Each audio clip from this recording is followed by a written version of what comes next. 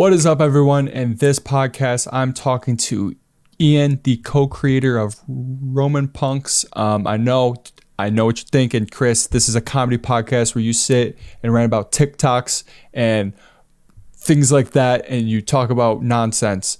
But I've been trying to have more guests on the podcast, more things that I'm interested in. I will say I'm probably going to take a break of the guests after this podcast and go back to the solo stuff, but I've been getting immensely deep into the NFT community, and when Ian said he would hop on the podcast and explain to me and explain to you guys what all this is, I couldn't miss the chance. So with further ado, let's get right into episode 63 of the You Might Be Surprised podcast. All right, 3, 2, 1. What's up, everyone? Welcome back to another episode of the You Might Be Surprised podcast. Today, I have a cool guest here. I have Ian, the creator of Roman Punks, correct? Co-creator of Roman Punks. Yeah. Roman Punks is an NFT, and I decided to have Ian on because I have no idea what the space is, and I want to know. I see everyone online making bags, getting tons of money, and just collecting these cool things. So I have tons of questions, but why don't you give me a little bit of a background about Roman Punks? Yes, I'll try to be brief to leave time for your questions. Mm-hmm. Roman Punks is the brainchild of my partner and I, and she is a full-time illustrator. Christine is her name.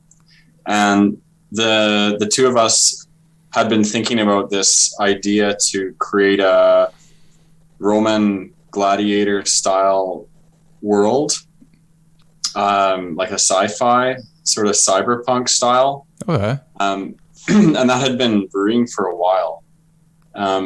Because, if you ever heard of cyberpunk, yep, the books by, Philip K. Dick and Neil Stephenson, Snow Crash, and William Gibson, Neuromancer, all the literature in that style has always been a big inspiration to us. And so there are a number of cyberpunk derivatives. One of them is steampunk, which is you've probably heard of. It's like Victorian style, like retro futuristic stuff, kind of like, Jules Verne with all like the gears and everything like that.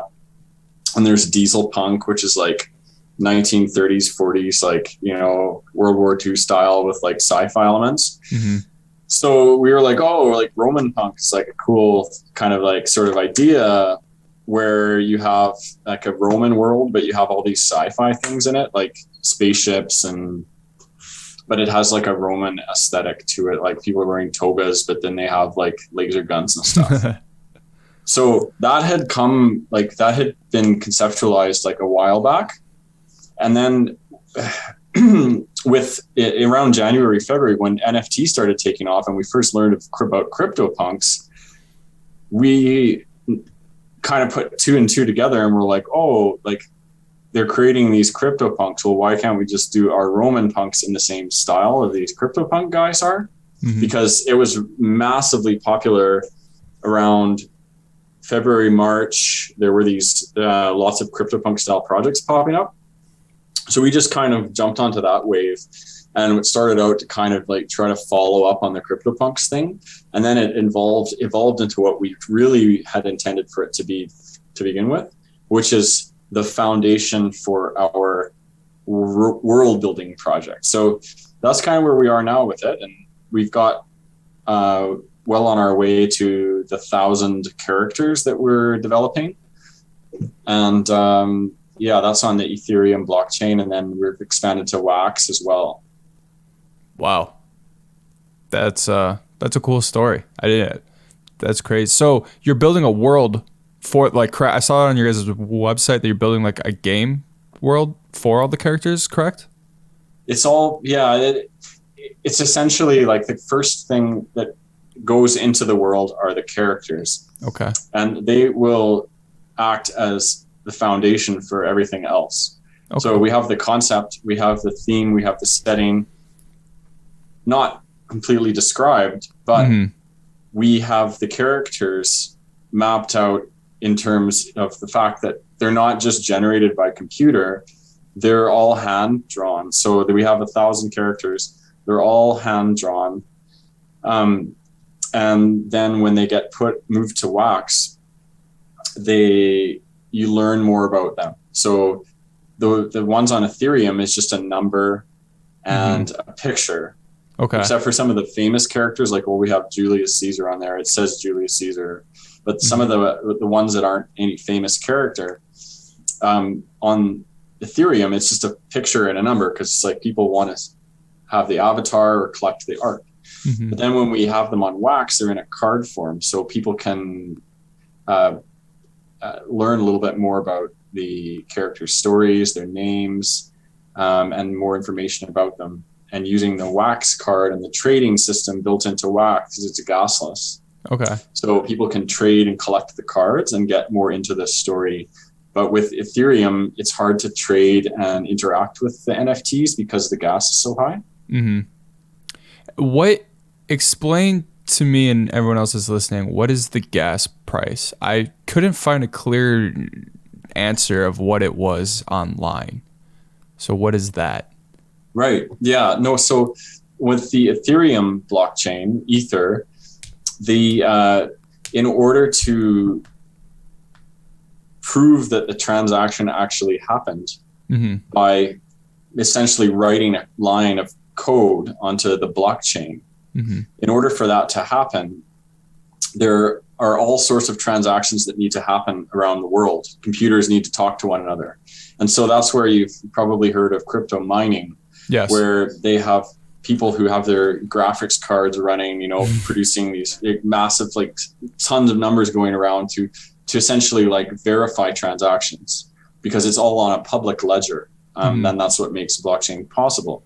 But in order to write that ledger, you have to have all sorts of transactions happening. And that's proof of work. So that's Bitcoin and Ethereum. They're built on a proof of work style blockchain that requires gas. So it's essentially energy that's used to verify those transactions.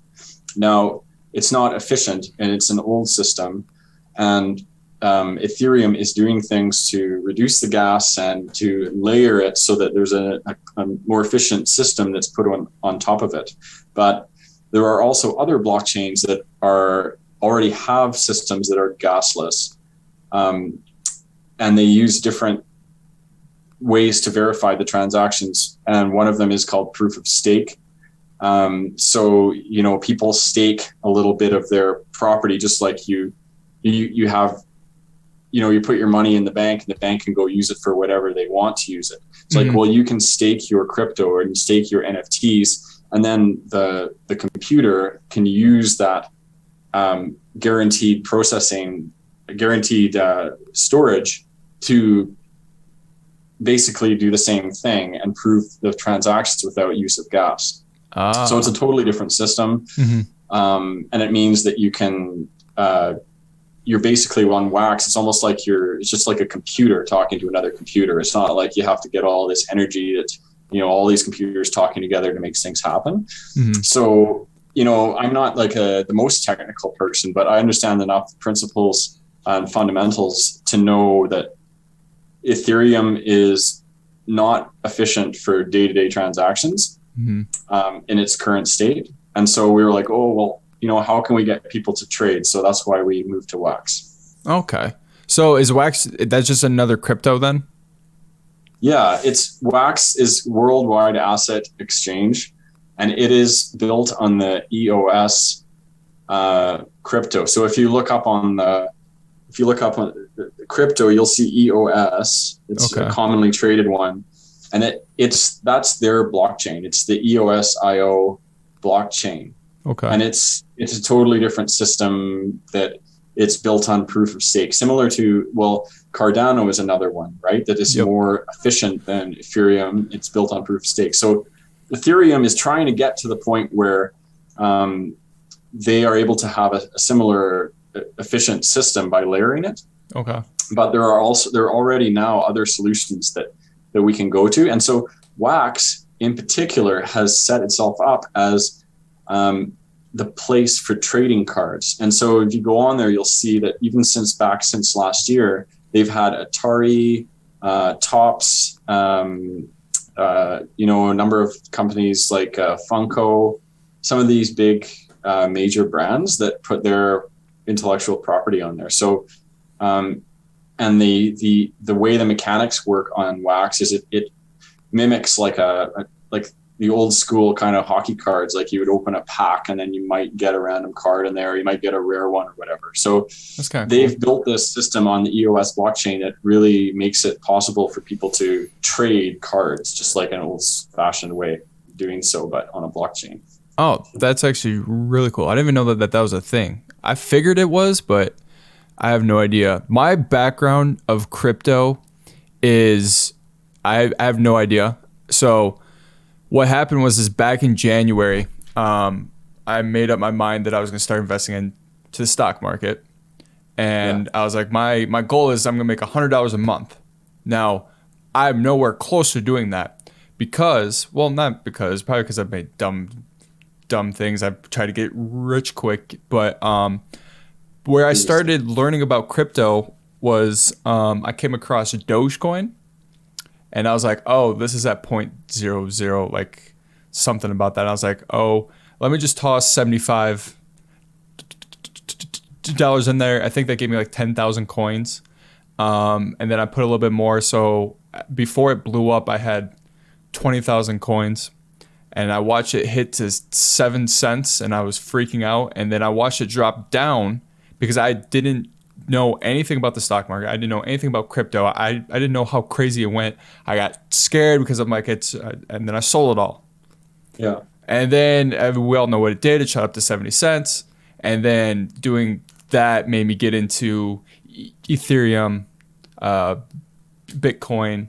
And now everywhere I see the past 6 months, and for me, the past like 2 weeks is NFTs. Yeah. And let me break down the way I see an NFT, and you tell me if I'm wrong. So you have to have crypto to buy an NFT, whether if it's wax or Ethereum. And then the price of crypto also translates to the price of an NFT, correct? So when Ethereum goes higher, the price of the NFT goes higher. Sure. Yeah. So the way I'm looking at it, and maybe this is the completely wrong way to be looking at it, is like, I don't see the point of not investing in an NFT because you're also investing in the crypto and you're investing in the popularity of the NFT.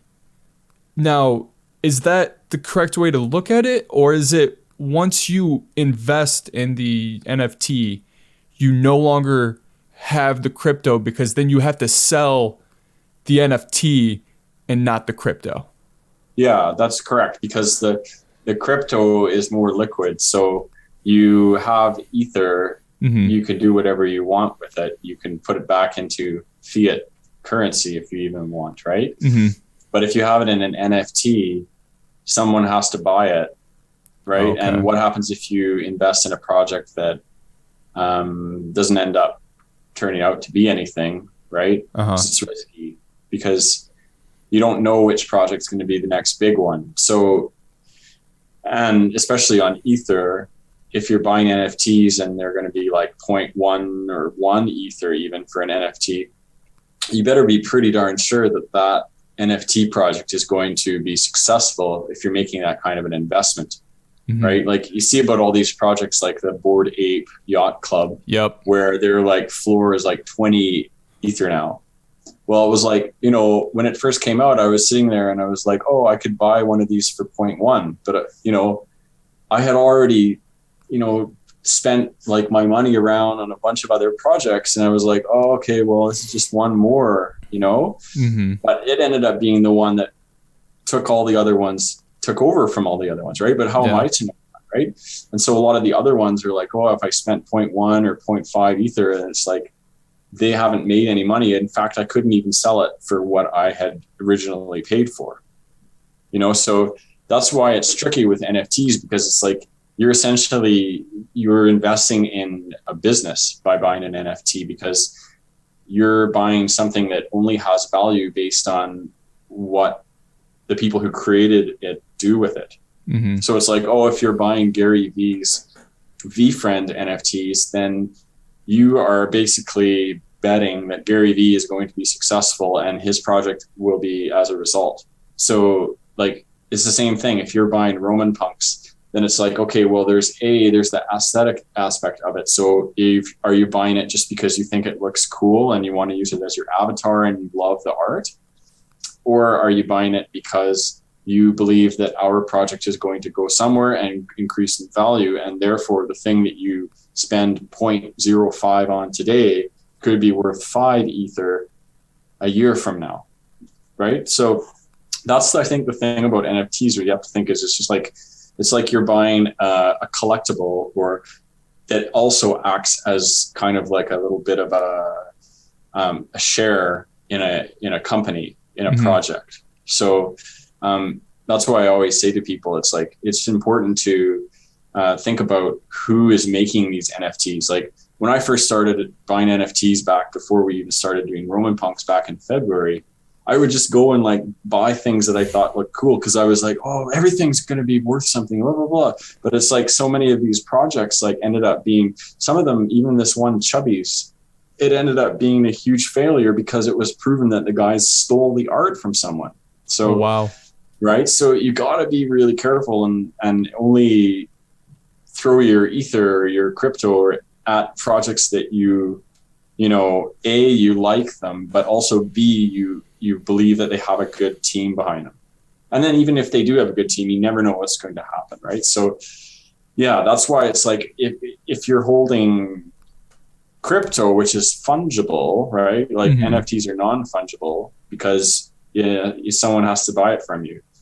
But if you're holding fungible, then you can do whatever you want. So that's kind of the thing. It's like, yeah, you can have 1 Ether and it might grow incrementally over the years. Mm-hmm. Or you could have 1 Bored Ape and it's going to be like grow like this. Yeah. Or you could buy one, I don't know, like the Pirate Yacht Club project, and then it goes down into nothing. So that's the thing. It's a gamble, right? But to hold crypto is less of a gamble, definitely, right? Like to hold crypto is basically like you're believing that we're going to be in a world of crypto, and it's going to be the way, right? Like mm-hmm. buy Ether, buy Bitcoin or whatever, because you believe that crypto is the future. But with NFTs, you have to actually believe that project is going to be something. So yeah, consider that. Yeah, that makes more sense. So kind of like, in a way, it's like taking crypto and then kind of, in a way, it's like investing it into a stock, but the stock's the art. Or can anything be in NFT as long as it's, or like, how does that work? Because I feel like art's like the most thing that you see now, but like really, can anything be? Anyone can create an NFT, mm-hmm. Like you'd see, especially back in the early days, you would see people create all these NFTs of intellectual property. You'd see people doing these like Spider-Man or whatever NFTs, like in the early days. Yeah. But now, like the marketplaces that distribute and let you buy them mm-hmm. Are more strict about that. Like, so they've started to catch up, and they're saying like, oh, if someone reports something as being, offensive material, then they'll take it down, etc. Right? So anyone can create anything essentially as an NFT. It's anyone, you can mint whatever you want on the blockchain and call it what you want. So that's why it's like it is like owning a little bit of a stock in a company, mm-hmm. Or it could just be you're just giving your money away to someone and you're just pocketing it, and then nothing's gonna happen. So yeah. So I looked at this, so how I came across you and Roman Punks was I saw the popularity of crypto punks and how those things are selling. Like some of them are selling for like millions of dollars, which is just blows my mind. And I couldn't wrap my head around it if it was just because you have like Logan Paul tweeting about this. You have like the FaZe Clan guys just tweeting about it. You have Gary Vee just driving the force of NFTs. So I couldn't, like, the whole thing was just crazy to wrap my head around it. But it's starting to make a lot more sense now. Is it, if someone, should you be creating NFTs or should you be buying? Like, if, like, since you're a creator, like, do you see it more profitable and more fun to create them? Or is it more just like buy and hope that something great happens? I think that now we're at a stage where we've started to enter into, like, the early adopter curve where, like, more people start using things. Yep. I think we're now getting to the point where if you're a creator, you can't just, like, create something and then it's going to sell quickly. Like, back in February, like, even when we started, that motivated us to start because we saw people, like, selling their stuff for crazy amounts. Mm-hmm. But back in January and February, you could just put anything up there and people would throw money at it. But now it's at the point where it's like there's way more supply than demand. Mm-hmm. Believe it or not, like, anyone can create a project, right? So there's so many projects out there now. So how do you differentiate between, the projects that have value and the ones that don't? So it's starting to become more clear now. The projects, just like any business, that have a team of people working together, that have, lots of, like, excellent marketing, et cetera, are going to be more successful than just an independent artist that's putting up their work. So as a creator, you have to realize that, you're going to have to do all these marketing strategies in order for your work to be seen. For sure. Rather than just, okay, NFTs are new, I can put my stuff up there and make money. So I think that it's like, for anyone going into deciding to start their own project, needs to think that, like, you have to be really clear about your plan, just like you would for any business.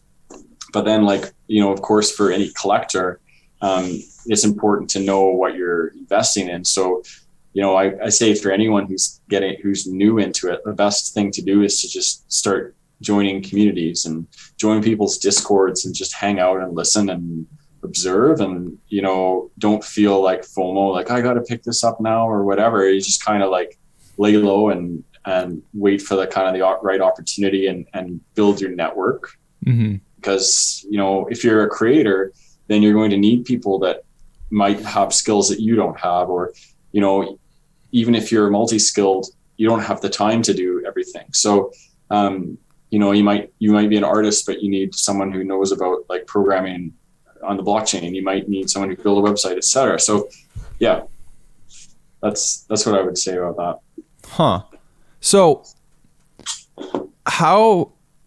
you have to buy crypto to buy these. So you turn your fiat into crypto, and then from your crypto you buy the NFT. Is OpenSea, like, just the largest company to be buying these on? I know this company's like Rarible, but everyone that I've really seen, everything that I've done my research on, seems like they're selling it on OpenSea. Yeah, OpenSea definitely is the industry standard marketplace for Ethereum. Mm-hmm. Keep in mind that if you mint something on Ethereum, you don't need to do it through OpenSea. Like, you can program your own collection, and then you can have people mint it on your own website. But OpenSea, because it's such a popular marketplace, and it's connected to the Ethereum blockchain, can pick up all of those things that are created on Ethereum. Just like Rarible, like, if you put something up on Rarible, it's on that marketplace, but you can also see it on the OpenSea marketplace. So whether it's listed or not determines whether it shows up in their storefront. So OpenSea, if you list it there, it will take 2.5% commission, goes to OpenSea or whatever, right? So OpenSea, there were a bunch that have popped up, but OpenSea is definitely the one that's head and shoulders above the rest, for sure. Yeah, those guys are making bank right now. That's all. So I think I saw today, in the past month, there was over $1 billion or $1 billion worth of transaction or crypto. It's just crazy. It's and wild, I mean, if they're taking 2% of that, 2.5% of each transaction. But it's, I mean, I was reading that there was more sales in August than the entire time before combined, right? Yeah, I think that's what it said. Yeah, I mean that's when I mean I feel like I heard about NFTs back in February, back when everything was like kind of blown up with that, but I didn't take it too seriously. It was only till when I started seeing like the creators that I follow, like FaZe Banks. I don't know if you know who he is, but he was huge in the crypto punks, and then Logan Paul, and then OBJ started getting the crypto punks. Visa, MasterCard, they bought one. Visa, yeah. So it's just crazy how quickly this is, and I kind of what you touched on, saying that you want to make sure that you're supporting an NFT that's backed by a team instead of an independent artist, because like you said, they're becoming like, you can't just throw your money onto something and then hope that it explodes. Do you think that these are here to stay, or do you think this is just going to be like something that's just blows up and then everyone's going to go and get hella cash? Or is it something that's here to stay, but it's here to stay as a more of like, it's creating companies, and then these companies are going to create games, or like things like that? Yeah, it's like the idea, the concept is here to stay for sure. It's like, it's like the internet was in 1995 and like social media was in 2005, or right around that time. So it's like, sure, everyone was convinced, well, at least the people in the circles that I was in, was convinced in the 90s that the internet was 100% going to be the future. Like, anyone who doubted that the internet wasn't going to blow up was basically a laughing stock. Yeah. But the question was like, which company? Like, I remember in the 90s, it was like, there wasn't Google. You had to use like 10 different search engines to like find something. You'd be like, okay, I'm going to use Alta Vista and like Excite and like Yahoo and all these, right? But then, so it wasn't like, well, which one's going to be the one to like become the paradigm? And it ended up being Google.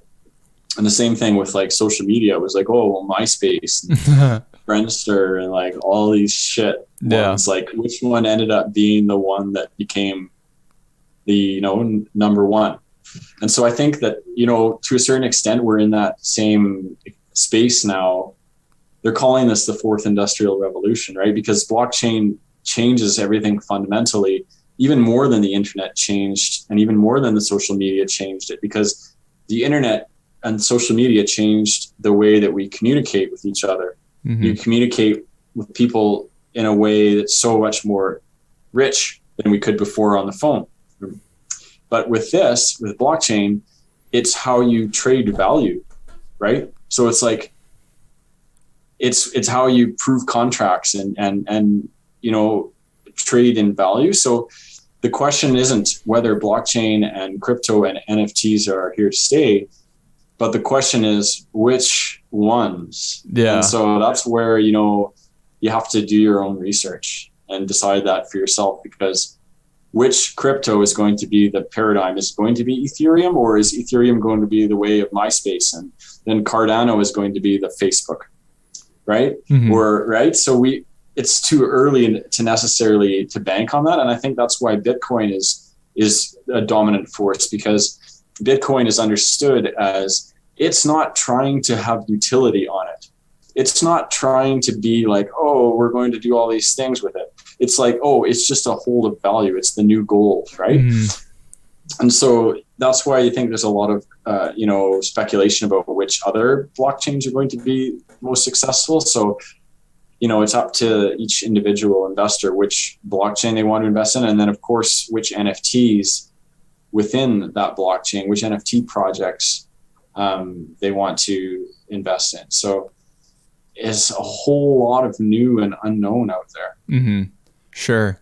So, and since you are the co-creator of Roman Punks, and you've kind of been in the NFT game now for a while, what do you think is the most driving force to see these things kind of skyrocket in price? I know you said the whole like having a team, but like does it, like, are you like hoping for like some guy with 1 million followers just to be like, check this out, buy it now, and then all of a sudden the price just skyrockets? Or like what's kind of like what's the process, like what's the end game, I guess?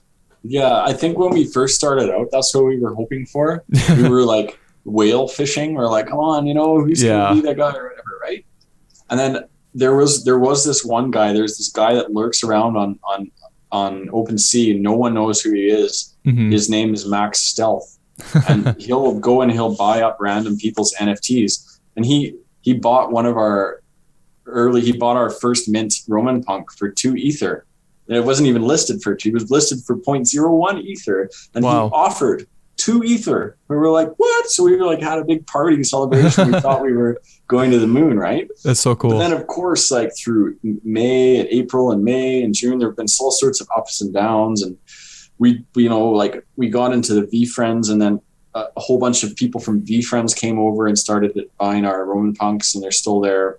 Mm-hmm. And then now, you get these little pockets of people that will come in and love the project and buy some of the pieces and then interact in the community. So that's kind of where what we're doing is, we're thinking about it in a way that we're like, A, we're not desperate for the money today, and B, we're having fun doing it. Mm-hmm. So C, we don't want to rush it, because we've seen a lot of projects that basically they overpromise and underdeliver, mm-hmm. and write checks that their assets can't cash. So we don't want to do that. We don't want to say, oh, look at our white paper and our roadmap, and then like all these big promises, and then end up not being able to deliver it for whatever reason.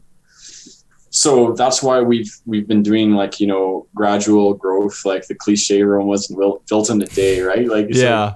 So we're totally living that, because we're just doing it at a way that's sustainable for me and my partner, to create it and to have a community of people that are actually interested in the project and the Roman Punks, and they're not just hoping to get in and on something so they can make a buck, right? Like all of our collectors believe that the project should have a 1 ETH floor, right? Right now there's a 0.04 ETH floor, and there's all sorts of pieces that are available. Mm-hmm.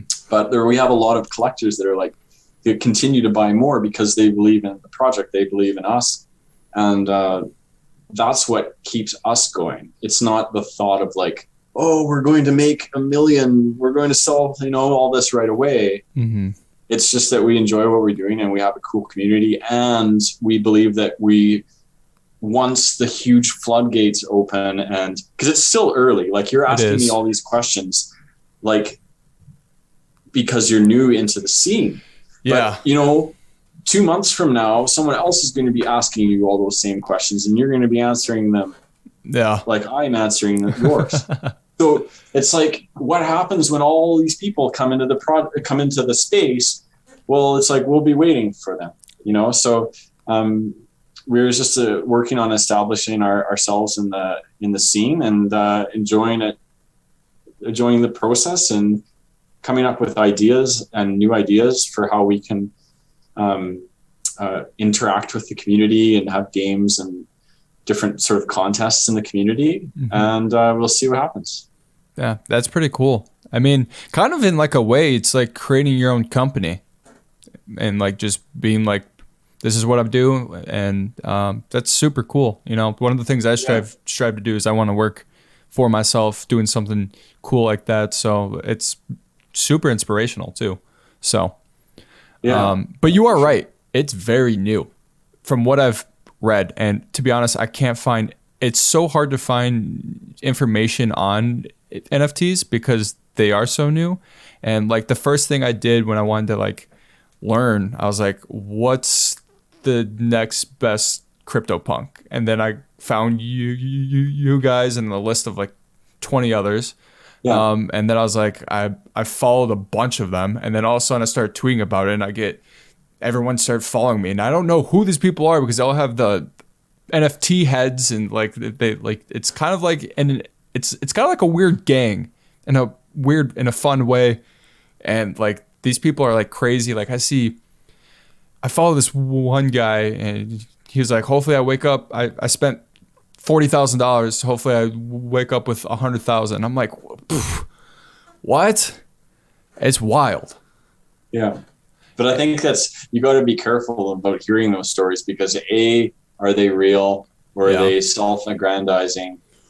Well, and B, it's luck. It really is. Like you're rolling the dice. Like I said, hey, I could have bet the farm on the Bored Ape Yacht Club, but that's, in retrospect, I remember looking at them on the street and being like, the art's kind of like, I'm not really digging it, so I'll pass on this one, right? Mm-hmm. And then I ended up buying another one that had better art that I liked, and then it never ended up, doing anything. But still, who knows? Some of these pieces might still be worth something. So that's why I think that you got to be like, people will buy something and then they'll get scared and then they'll try and sell it even for less than what they paid. Yep. I think if for anyone buying an NFT, they should be using money that they can afford to lose. Because it could drop to nothing tomorrow. You don't know. And also the security aspect, because you see a lot of people that get, scammed on a lot of these sites. Mm-hmm. They get phished and then, give away their wallets. So you see a lot of that happening too. So there's that risk as well for people. So yeah, it's not a good idea to just kind of dive into it too much. It's better for newcomers to do a little bit more research. But I would say it's a lot safer to hold on to the ether and hold on to the different cryptocurrencies. For sure. And then, get into the communities. And then when you're getting an NFT, make sure and you're confident that like that's a project that you really believe in. Mm-hmm. Yeah, that like once I found out about these things, the first thing I went and I followed Roman Punks. I followed a bunch of them. And I was like, I'll spend $1,000 right now. Which one am I buying? And then I was like, I'm going to take a step back. I'm not going to do anything until I mean, you said yes to come on my podcast. So I was like, I'm not going to do anything until I know a little bit more, because I know I'm going to end up spending $1,000, or even if it's like $300, and I would lose it or I would get lucky, and it's kind of just rolling the dice. Right. So I'm glad I took a step back and I was like, all right, let's learn a little bit before I spend cash that I think that I'm going to end up getting back in 2 months or something like that. Yeah. And that's what's fun about Wax, because you can get involved in Wax because the cards, it doesn't matter which project you're like, our Roman Punks project on Wax is very new. We don't have a lot built up there yet. Mm-hmm. But there are a lot of other projects on Wax, and you can start collecting the cards for really small amounts of money, mm-hmm. So, and oftentimes you just go in and there's giveaways and people will just rain down cards all on you because it's so cheap to have transactions. So that's kind of a way for people to get some skin in the game without investing. Mm-hmm. And that's why a lot of the Discords are good too, because you get in the Discords and then you get giveaways and you get opportunities to win free NFTs, and there's all sorts of contests, not just Wax, but Ether ones too. So for sure, anyone who's new should figure out how to use Discord, join as many Discord servers as they can find, and learn how to mute them all, because you're going to get bombarded by all these notifications. So learn how to turn off your notifications, and then just kind of like hop around and join the ones and interact in the ones that you like with cool people, and then see what they have to say on there. Because any insider thing that's happening in NFTs is on Discord. Like Clubhouse is not where the insiders go. Clubhouse is one step away from insider, in my personal opinion. Clubhouse is for people that are popular, that want to get into NFTs, But then if you really want to be in it, you have to be on Discord, because that's where the real nerds are. That's where the people that are actually creating and developing this stuff live. Right? Yeah. Not on Clubhouse and not in podcasts. So like what we're doing now is like, this is an external face. Yep. This is, connection to the outside world. But if you want to be on the inside, then it's all about Discord. And Gary Vee will be the one to say that incessantly. The guy markets his Discord more than anyone I've ever seen. So heed that for anyone new, for sure. Yeah, I've been following him for a while, but like I follow him, but I don't follow him at the same exact time. It's like I see his stuff every now and then I heard him talk about this, and I was like, oh, I don't know what I'm doing, and now I want to get into something before it blows up. Even though it's already blown up a little bit, I still think like the rocket is up, and I think it's gonna come down a little bit. So I'm trying to catch that second ride, But do it smartly, so where I don't, and I invest in the right things. Everyone that's listening should be doing the exact same thing. Don't just throw thousands of dollars or hundreds of dollars. You want to be smart with your money. And this is not financial advice. Yeah, this is not financial advice. Be smart with it. But also, if you are going to take financial advice, don't take it from someone like me. Take it from someone like Gary Vee, if anyone, who has a lot of support behind him, and he can put his money where his mouth is. So, right, like, if he says, oh, you should invest in this project, there's more likely chance that one's going to go somewhere, because as soon as he says the word, you should invest in it, everyone's going to go buy it. Right? Yeah. It's kind of like when you're watching the Squawk Box or whatever show on the, for stock market tips. Yep. As soon as it's broadcast, it's almost like you got to buy it right then, or else it's going to go up and then fall down again. Right? Exactly. So, yeah. But again, like if anyone wants to find that next Bored Ape, the only way to do it is to be in a whole bunch of Discords and clue into the one that, okay, this is the next big project for these reasons. Right. So it just takes time and research. For sure. Yeah. I had a question. Oh, what sets the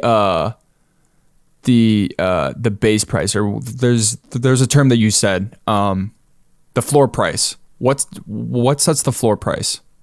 Is it something that you set, or is it something that the community sets by whoever buys the first one?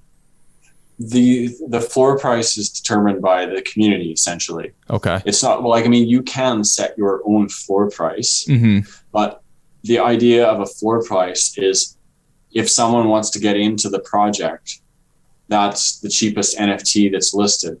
And so if a project is really popular, the cheapest ones are always going to keep getting bought, and the floor price is going to keep going up. Right? That makes sense. Yeah. So that's essentially what it is, right? So you can set whatever floor price you want, but the real floor price is determined by the community. Huh. All right. So that makes sense then. I mean, that was pretty much all my questions, but I mean, this is some intense stuff right here. There's a lot of information. I should probably mosey on out of here and grab some chow. For sure. But we can talk again anytime you want, Chris, and join up on our Discord. It's discord.gg/Roman Punks. Yeah. Why don't you let everyone know where they can find you, where they can find Roman Punks, and yeah, just let everyone know. Yeah, it's really easy. If you Google Roman Punks, you're going to get everything. Twitter, OpenSea, Discord, and the works. So we're not hard to find, Roman Punks. Thanks for having me, Chris. Yeah, for sure. And we'll talk to you again soon on Twitter and hopefully on Discord too. Sounds good. Thank you so much again. Ian, it was a pleasure to meet you. This was insightful. And you're so nice. I mean, if anyone needs any sort of information, please just reach out to Roman Punks or Ian. He's the greatest. So thank you. You're great. You're a legend, Chris. Thanks so much, man. All right. I'll talk to you later. Cheers. See ya. Bye now. Bye.